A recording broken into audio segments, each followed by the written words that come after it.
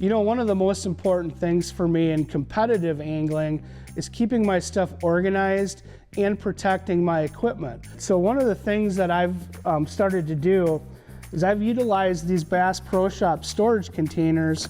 What's cool about these containers is that they are waterproof, they fit a ton of tackle in them, but they fit perfectly underneath the rear casting deck of my Triton. The other piece that I utilize, and this one protects the most important cargo on the boat. That's my wallet, my car keys, and my cell phone. So when I get out on, the first thing I do when I launch the boat, get in it, get ready to take off, is I'll put all of those things in this waterproof container. Oh yeah, and my good luck charm is in there as well.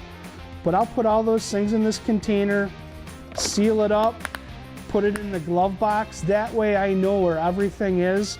The other piece that I use is the waterproof boat bag, okay? And once again, this is just another way to put a whole bunch of different tackle into a waterproof setup. And in this case, I've got it loaded with the good stuff. But once again, it's just another piece that I can use to contain my tackle, keep it organized. I know what's in here.